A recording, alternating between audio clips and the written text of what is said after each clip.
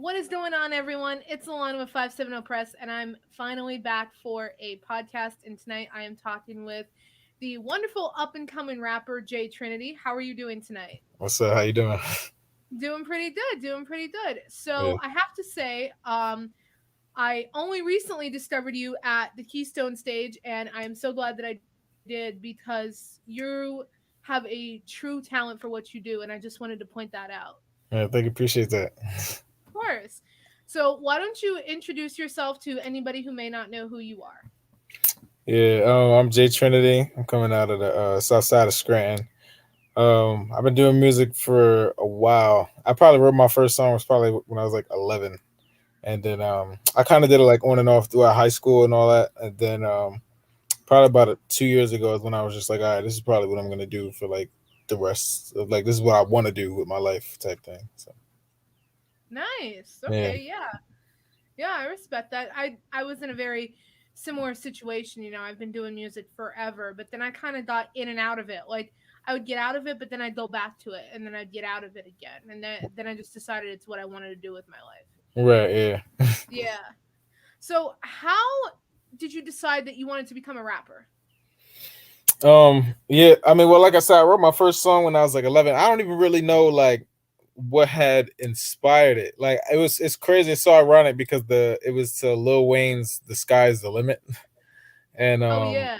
yeah, I've always been a thing about like big dreaming and all that other type of stuff. So um, I don't know. I just really was just one day like I was writing the thing and then I had like rapped it for my sisters and they actually had liked it and I was like, oh, this is lit. Like, so I think I probably wrote like a couple more things like that, but I didn't really like think too much of it.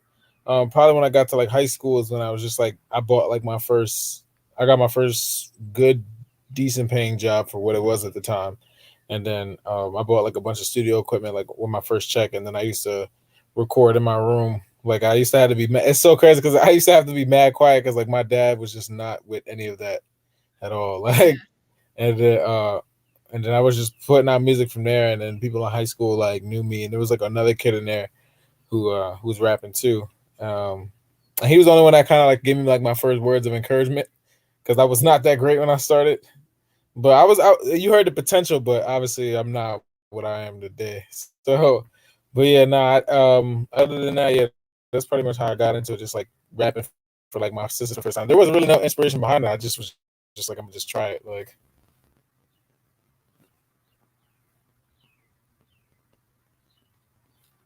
oh, is it frozen?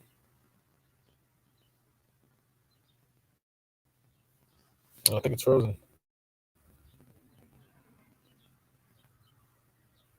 Okay, I'm Can you still hear here. me? I'm sorry. Yeah, we did. My internet cut out. I'm so sorry. No, no, you're good. Yeah. Um, I'm sorry. Have I heard of who?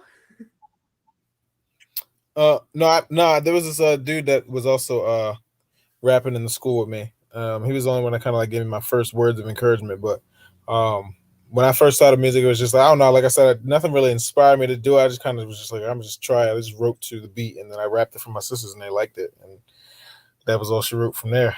Wow, that's cool. So you got the sibling stamp of approval. Yeah, yeah. When I first wrote my first ever song, yeah, Yeah, exactly. And if you get their stamp of approval, you can pretty much get anybody's because your siblings are your hugest critics. yeah, yeah. Yeah, They'll be the it's first to tell you when you suck. yeah, exactly. Because my brother will be like, "You suck," and then you take you're like, "Okay, let me make this better." And then if your siblings liked it, then it's pretty decent. Yeah, yeah. Yeah, yeah. So, what is your current songwriting process like? Like, do you kind of make a beat first, or do you kind of have like words to it and then you make the beat as you go? Um, it's different every time. Like some days like there's been time like I could really there's sometimes I actually like write like more often than not I'm writing like notes on my phone. I'm not even gonna lie. Um, then there's a couple songs on like my last project that I had put out that I actually just went in the studio. Like I have a couple unreleased songs where I was in the studio. I was actually like completely freestyling. Like um, the two songs in there that I can remember off the top of my head, Trap Star and Lover Boy on Take Me Serious 2 were actually 100% like off the top of my head, just me in the booth, like just getting creative, just literally just freestyling. Um, but like I said, that's mainly like when I'm in the studio. But mainly, I don't know. Like I'm not even gonna like. I'll probably just like people send me beats sometimes to my email, or like I'll just look online for beats, and then um, I just it's that's probably the hardest part of my songwriting process is like finding a good beat. But once I find it, then I'm pretty much locked in from there. Like I just say the first thing that comes to my mind, and then just continue off of there, and whatever comes of it comes of it. If it's a great song, I end up putting it out. If it's just like, all right, it's cool, I just keep it on my hard drive type shit. Nice. Yeah. Yeah. Yeah, and I can definitely respect that, Hmm. because as you said, sometimes, you feel it and then sometimes you don't, And Yeah. I feel like that's the same way with any genre. Like, you could make your own beat and you'll be like, "Oh, I don't really like how this turned out." And then you just like keep it, and Hmm. sometimes you listen to it, but you'll probably never release it. So I feel that. Yeah. No, music is all like if you're not feeling a beat, if you're not feeling some part of the song, like music is all about how you feel. You know what I'm saying? So it's just like if you personally as an artist is not feeling it, like you're not gonna put your best effort into making it. So Right. yeah. Exactly.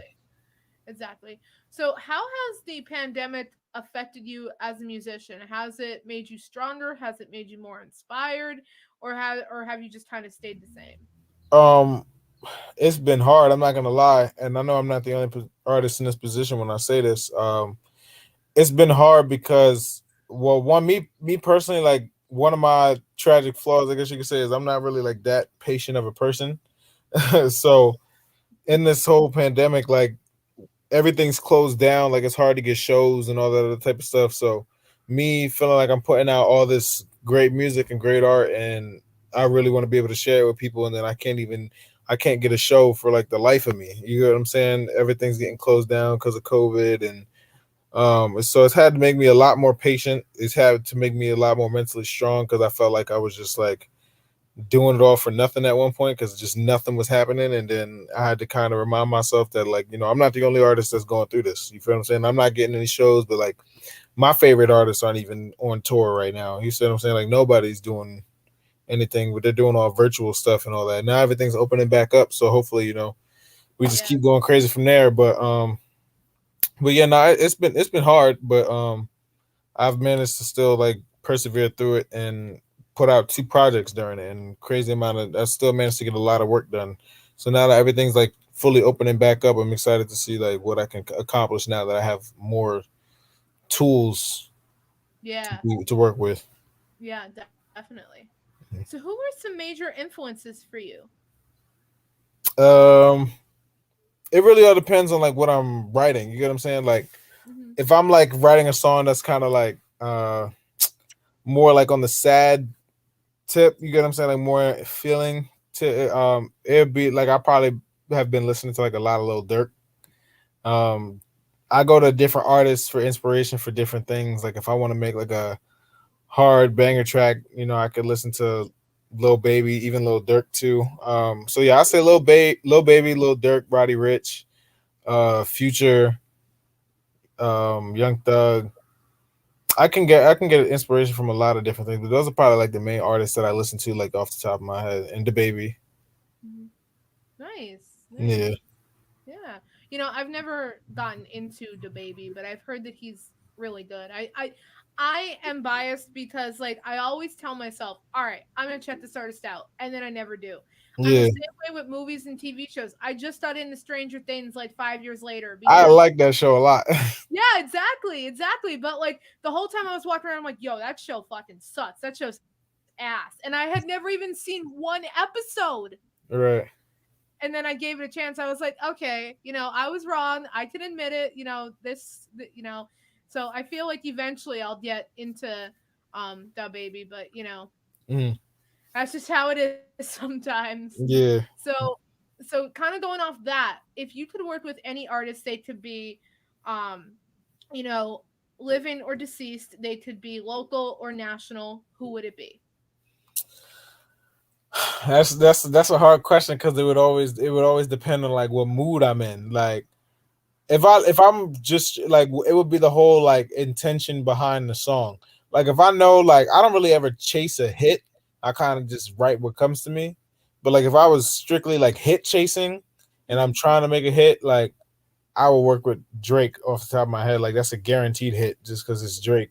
Oh hell yeah. But if I was trying to be on like the whole trap vibe and make it like a banger track, like I was just listening to the Migos. Like that was the song that they just put out, Straightening, last night. I'm like, yo, Offset had the best verse on there. Like I'll do some shit with him. I'll do some shit with Lil Baby.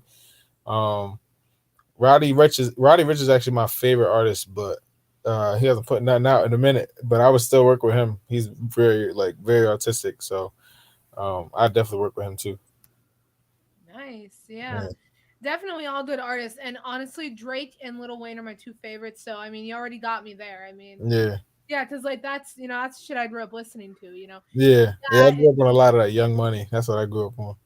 yep, and Pac and Biggie and all Yeah. those good ones. Yeah. Mhm. So let's talk a little bit about new music if you can, because I know Mhm. that sometimes it's a topic and sometimes you can't say much. But you recently just put out a collab with Dusty Savage. Shout out Dust, by the way. Yeah, shout out my man So Gus. what else are you working on? I'm actually I said earlier, I actually posted on my Instagram earlier that I was gonna try to like drop a project this summer. I'm still kind of like back and forth with myself on that. Like, am I gonna drop a project? But right now I've just been in the process of just writing and recording, just writing and recording. If I like a song a lot, I end up like putting it out probably like the same day I recorded it. But I think if I do a project this summer, it'll probably be like a I won't go like the full like 10 I won't go like the full 14, 15 length album like I did with my other two projects. I'll probably just make this like a between like an 8 to 10 song project. If I do put out a project. But right now I want to focus actually on getting a lot more visuals out because I have a lot of songs out, but I need to put the visuals with them. So right now I'm just focused on getting a lot of visuals out. But I wouldn't if everything goes well with just like writing and recording and stuff like that, and I keep feeling inspired at times. Um, then yeah, I can see myself putting out another project this year. That's actually to add on to the other question you asked me earlier about how hard has it been in the pandemic. Like that was probably the biggest challenge for me was the lack of inspiration because when you stuck in the same spot and you can't go nowhere and you can't experience Mhm. life and you can't do shows and meet people and connect and just go through life. You feel what I'm saying? Like it's hard to gain inspiration. And I don't always want to write about, sad shit because I'm not a sad dude. You feel what I'm saying? So, but yeah, that's for unreleased music. I got a lot of unreleased Right. music. I'm just kind of trying. I'm not. I want to give the people. I want to keep feeding the people, but I don't want to like flood them. You get what I'm saying? Like I prefer quality over quantity. Yeah. Yeah. Mhm. So like, rather than just dropping like 20 songs all at once, you'd rather, kind of build up the hype and everything and just give them, Yeah, what, is your best work rather than just give them like yeah, like a whole thing all at once. Yeah, I totally get that. Yeah. yeah. So if you could play any venue anywhere in the world, where would it be? Ooh. Uh, anywhere in the world. I don't even really know. Mhm. I can only really answer about venues that I know like in the states because it'd be dope to tour over the world. Don't get me wrong, but I always said Staples Center. Um, I would do Red Rocks in Colorado. I think that's where that's at. Mhm. It's like a big outdoor venue. Yeah, I would do Red Rocks. I would do. I really would. I would love to do Rolling Loud. Rolling Loud would be Oh so lit. That's like a big dream of yeah. mine is to be like a headliner on Rolling Loud. Oh my god, yeah, that'd be fucking dope. Yeah. Yeah. I'm gonna speak that into existence now that I'm gonna within a year I'm gonna be a headliner at Rolling Loud. Oh yeah. Yeah, you know what? I totally believe in that. Like I'll just say something Yeah. and be like, "Okay, I want this," and I'll get it in like a year. And then, it's all about manifestation, and a lot of people think like other people are crazy for doing that, but bro, that shit works. Yeah, no, it do. I've seen like a couple things, even stuff that I've actually written in my lyrics, like actually happen. Like it be sometimes it'd be little shit, sometimes it'd be like real noticeable shit, but like regardless, I still see it and I just be like, damn, like I actually remember like writing this like in my lyrics and it actually is happening. Like Yeah, exactly. And that's why I always like say to people, I'm like, be careful what you say, be careful what you write, because when you put that out in the universe, it could happen. Yeah. Yeah, so that's why, like, I'm all like, I don't know, like, I'm like that paranoid person. Like, I'm like, oh my god, like, don't say that, because now it'll happen, and usually it does. So I'm usually Right. not that paranoid. But so, do you think that the experiences of the past year have helped you to create, um, what's the word I'm looking for? I don't want to say create more, because you already said that you couldn't really do that because of the inspiration piece. But I want to say, do you think that it's like inspired you to, based on your unreleased music, do you think that it's kind of inspired that, or do you think that that was kind of inspired by previous events prior to the past year? What, like all the unreleased music I have now, like what inspired Yeah. that stuff? Yeah. Um uh it depends on what the song is, because there could be a lot of like bangers in there that is just me just like, just rapping. You get what I'm saying? Like it don't even have Right. to have like a meaning behind it, or it didn't have to have like a story behind it. Like there is songs in there that I did like talk about like personal stuff that I went through, and other type of struggles and stuff like that, and things that I had to do to just make ends meet. Right. Um but a lot of the songs in there is just me just practicing with different beats, trying to like just perfect my craft and trying with different flows and just different lanes and stuff like that. Really, like I feel like as an artist, you can't just be in one lane. That Right. because I don't want to be known as just a rapper. I want to be known as a great artist. You get what I'm saying? So, um, I definitely a lot of the songs in there is like different flows, different beats, different vibes. Like it's always a bunch of different stuff. I practice like you know like I said, I got a lot of unreleased bangers and stuff like that. And some of the stuff will end up coming out. It's just whenever I decide to just go get it, mixed and put it out. Um, but if there's songs with like meaning in there, then yeah, there could be some events that have happened. But I just want to keep, living my life, and hopefully more things come my way by the stuff I'm already putting out, so I can Right. experience more life and have more meaningful things to talk about, because I really want people to. I know I'm not the only person that goes through what I go through, and I feel like it's a good gift to have to be able to express that through music. And obviously music is a universal language, so I'm not saying I want to go through struggles, but just even the good stuff, like I could tell you, like there's just things that you could look forward to, or just whatever. I know just my own personal experiences, what I went through, what I could go through in the future. Like I just want to be able to be a relatable person to people, and I feel like I am with a lot of the stuff. Like in my first project, every single song, aside from maybe like two or three bangers, like it all had some type of like meaningful line or lyrics or something like that, because that was like my first ever project, so I obviously had so much to talk about because this is my Right. first impression thing. And that's what I feel like people really like gravitated to who I was, and that really put me on the map, just because like my first project had like just so much shit about the like just the streets of Scranton, like just what I was doing, like everything that was going on, just really talking about the city. And a lot of people really, and just how much of a big dreamer I was, the things that I seen for myself, the things that I was chasing. I talked about all that stuff in the first project. Um, so I feel like that's why people were so easily able to gravitate to me and just like my music, is because they could relate to a lot of the shit that I was talking about. Right. Yeah, definitely. Yeah.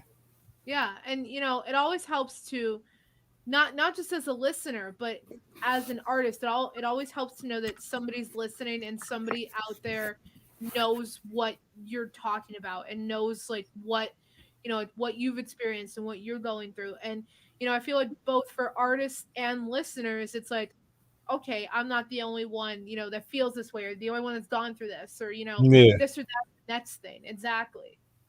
Right. Right. So this is kind of a controversial topic, but I'm going to bring it up anyway. Do you believe that it is harder for a hip hop artist to get shows in the local area? Oh, absolutely. And it really it pisses me off a lot. Like it really like gets on my nerves, because it's just like, unless the only area in my city, like in Scranton, that really listens to hip hop and like would give hip hop a chance is the South Side. Mhm. Um, so that's where like when I was making my first project, like that's where I spent a lot of my time was in the south side of Scranton. Um, but out here, like even like the Dixon City, like cities outside of Scranton, and you know places that's not obviously not south side, they're just the demographic is just not for hip hop, and a lot of the bars and clubs and things like that, they don't book hip hop performances. Like they don't really try to make it diverse. They don't try to even open that door. You get what I'm Right. saying? And it sucks because like I've had you go to some of these shows out here, and then you have a hip hop artist, but it's just like nobody's. You know what I'm saying? Nobody's really feeling it, and it's not that the Right. music is bad. It's just the demographic is not for that. Right. Um, so we've been trying to expand outside of that. We've been trying to bring it to different venues and stuff like that, but it's just like one thing I really don't like is when people tell me to like censor my art because it's just who I am.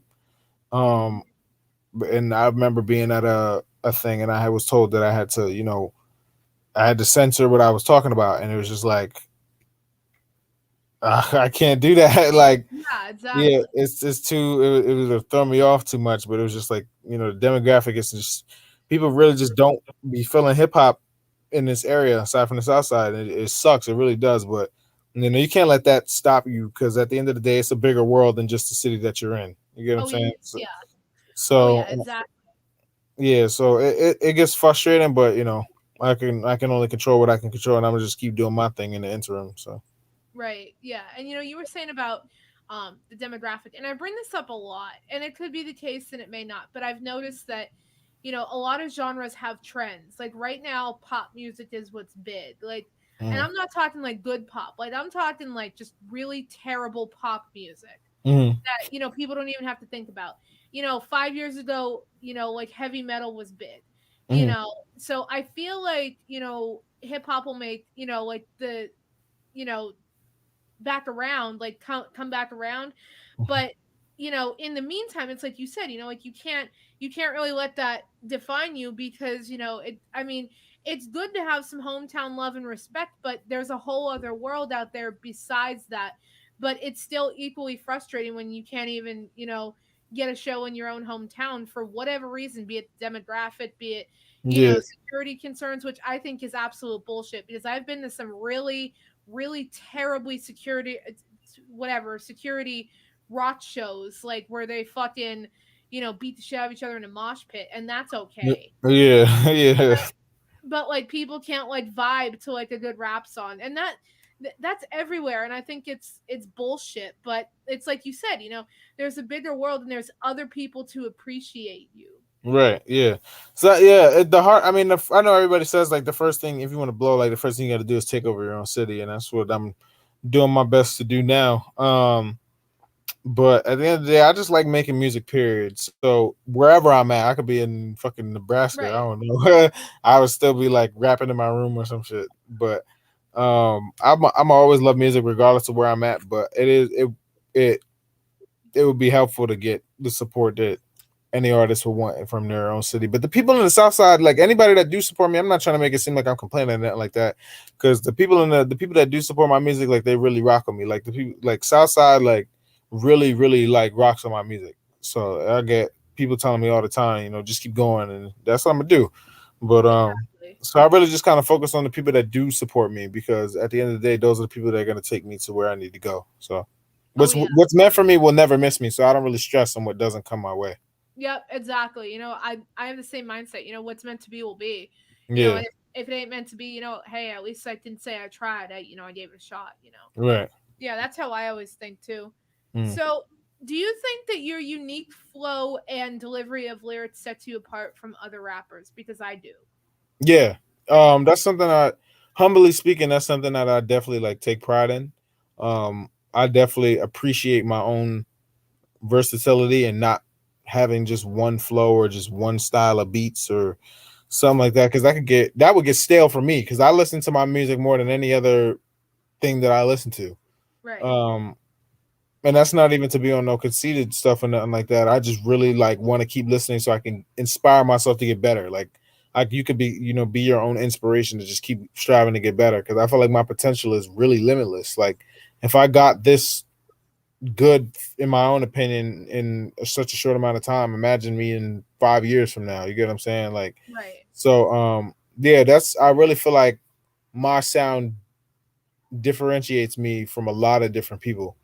Um, that's why I really don't like when people say you sound like this person or you remind me of this person or I remind you. I mean, that's cool, but if you say I sound like this person or I'm trying to be like this person or nothing like that I don't like because I really want to have my own sound.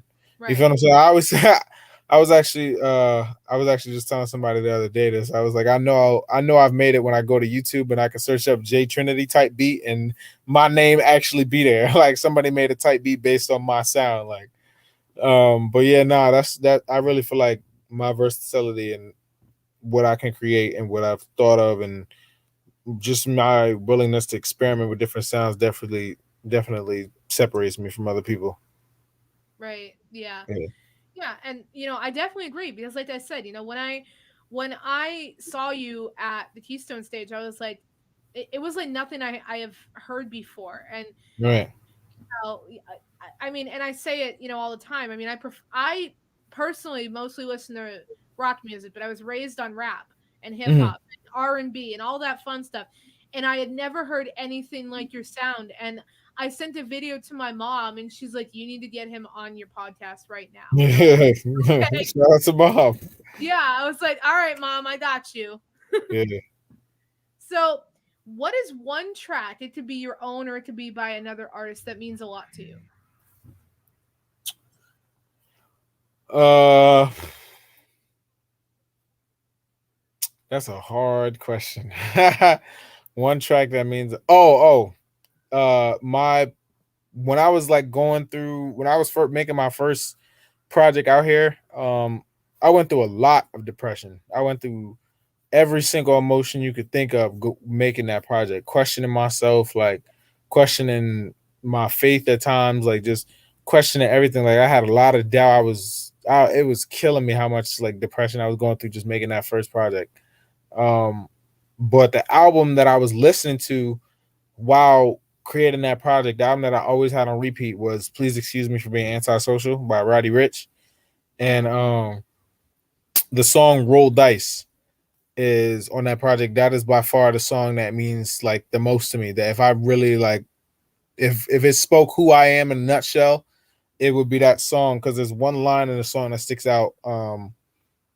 It was one line in the song that stuck out more than any other thing he said on that entire project, and it literally spoke who I was in a nutshell. And this the line was I'm a star. I'm just sitting in the low light. And that's literally how I felt about myself being in this city. Like, I really feel like I have the potential to be on like the top of the billboards and like be everywhere, anywhere you go, any hip hop station you turn on, like you'll hear my music. And I really feel like I'm a star. I'm just surrounded by nothing but murky clouds from the city because it's just like everybody just be not everybody, but there's a lot of hate that goes around. A lot of Right. people don't want to see the next person succeed, and a lot of us are trying to do shit to change that, but you can only control what you can control. But that line stuck out for me the most in that song. So I was probably, I'll say "Roll Dice" by Roddy Ricch. Nice. Yeah, Yeah, yeah.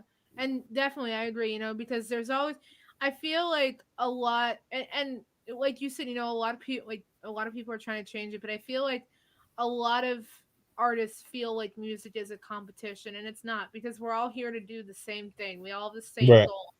And right. my thing is like if somebody makes it before me, cool. Like I'm so happy for them.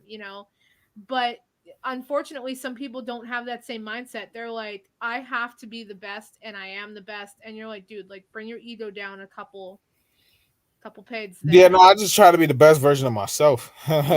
Right, exactly. I mean, and there's this one line I love, and it's from Notorious. And I don't know if you ever seen the movie, but I love it. And it goes, "We can't change the world unless we change ourselves." And I live by that because it's true. Right. If you're not the best version of yourself, you can't really make other people want to make that change. You can't really make that change until you're the best version of yourself, and that's all Yeah, that you got to be matters. the change you want to see. Exactly. That's all that matters is being your best self and not, yeah, I mean, success is great. But as long as you're the best version of yourself, then everything will come as it's supposed to. Right. Right. Right, exactly. So let's wrap things up. Is there anything else that we can expect from you in the future? Anything you want people to know? Where can they find your music? Any potential shows coming up? Where can we catch you? Things like that. Yeah. All right. Well, to find my music, you can just search me up on all platforms. Just look up Jay Trinity, Take Me Serious, or Take Me Serious Too. It'll just take you to my projects, and you can also find a bunch of my singles attached to my name. You can find me on Instagram and Twitter at Jay Trinity _1 JAYTRINITY _1. As to what they expect from me, like I said, you can expect a lot more visuals because me and my team are working out, to bring better visuals for you guys, making the videos more exciting and experimenting with new, things like that. So expect more visuals to come. Definitely, obviously, more music because you always gonna get music from me. That people been getting music for 2 years straight, nonstop. So you can expect more music to come, even if it's not a project. You can always expect to get a single out of me. Um, Shows. Yeah, I just spoke to. I don't want to reveal too much because nothing's set in stone yet.